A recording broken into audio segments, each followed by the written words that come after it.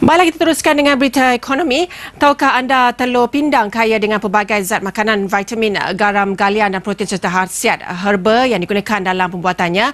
Nilainya yang istimewa meletakkan telur pindang sebagai suatu makanan khas dan bernilai apabila dijadikan buah tangan untuk sesuatu majlis kerajaan.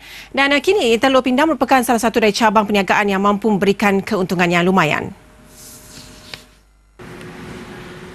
Abdul Jalil Nasir merupakan pemilik perusahaan telur pindang warisan yang beribu pejabat di Kajang, Selangor. Beliau yang memulakan perniagaan sejak akhir 2004 kini boleh menarik nafas lega kerana apa yang diusahakannya ini mampu memberikan keuntungan bulanan yang lumayan. Bermula dengan modal hampir RM50,000, beliau menyambung warisan keluarga dengan mengusahakan perniagaan telur pindang secara besar-besaran.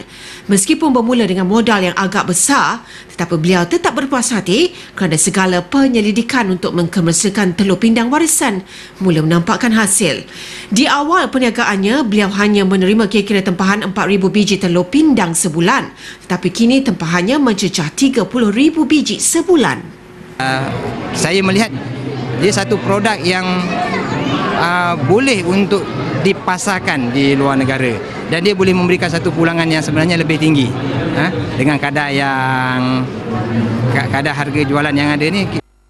Telur pindang yang dijual serendah RM1.30 dan boleh mencecah sehingga RM1.80 sebiji ini merupakan resipi tradisional negara kita dan lebih terkenal di negeri Johor, terutama di daerah Muar dan Batu Pahat.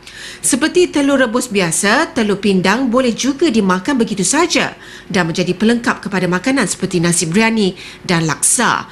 Satu kelebihan telur pindang, ia boleh disimpan selama 3 bulan sehingga setahun pada suhu bilik. Oleh kerana itu, ia menjadi pilihan sebagai buah tangan kerana ia mudah dihias atau digubah selain bersifat tahan lama.